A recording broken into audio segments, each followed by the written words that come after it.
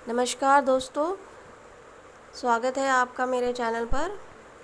आज मैं आपको रविवार व्रत कथा पढ़कर सुनाऊंगी। तो अगर आपको मेरा वीडियो अच्छा लगता है तो प्लीज़ मेरे चैनल को सब्सक्राइब करें, लाइक करें। तो चलिए पहले इसकी विधि जान लेते हैं रविवार व्रत की। सर्व मनोकामनाओं की पूर्ति हेतु रविवार का व्रत श्रेष्ठ है।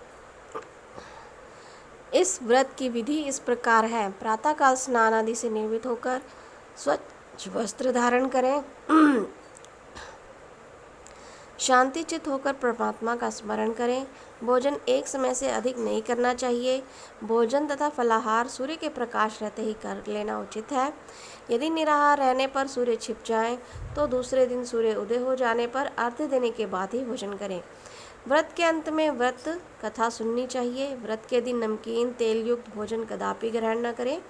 इस व्रत को करने से मान सम्मान बढ़ता है और शत्रुओं का नाश होता है।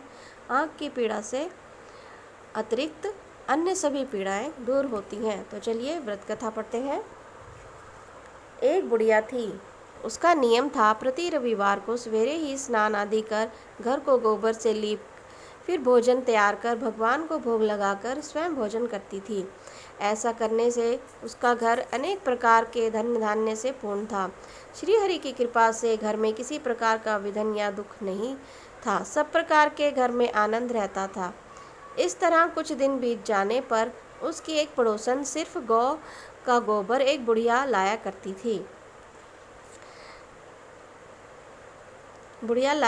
थी। विचार करने लगी कि यह वृद्धा सर्वदा मेरी गौ का गोबर ले जाती है, इसलिए अपनी गौ को घर के भीतर बांधने लगी। बुढ़िया का गोबर ना मिलने से रविवार के दिन अपने घर को ना लीप सकी, इसलिए उसने ना तो भोजन बनाया, ना ही भगवान को भोग लगाया, ना स्वयं भी भोजन उसने किया। इस प्रकार उसे निराहार व्रत किया।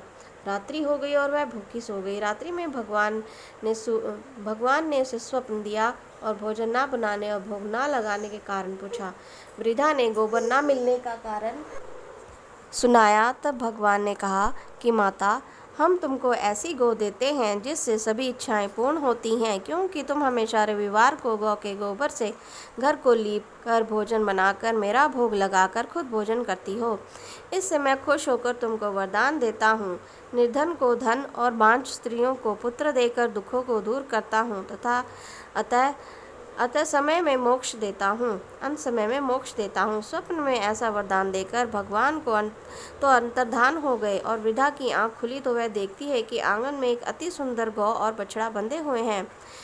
वह गाय और बछड़े को देखकर अति प्रसन्न हुई और उसको घर के बाहर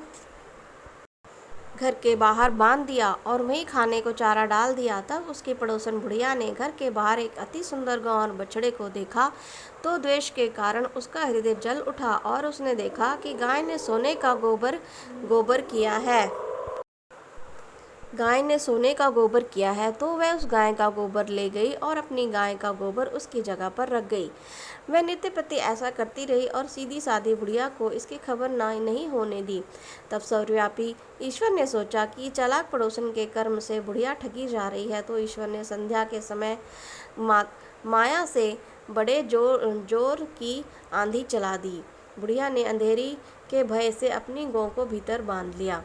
प्रातःकाल जब वृद्धा ने देखा कि गौ ने सोने का गोबर दिया है तो उसके आश्चर्य की सीमा नहीं रही और वह प्रतिदिन गौ को घर के भीतर बांधने लगी। उधर पड़ोसन ने देखा कि बुढ़िया गऊ को घर के भीतर बांधने लगी है और उसका सोने का गोबर उठाने का दाव नहीं चलता, तो वह ईर्ष्या और ढाव से जल उठी और कुछ उपाय न देख पड़ोसन ने उस देश के राजा की सभा में जाकर कहा, महाराज, मेरे पड़ोस में एक वृद्धा के पास एक ऐसी गऊ है जो आप जैसे राजाओं के योग्य है। वह नित्य सोने का गोबर देती है।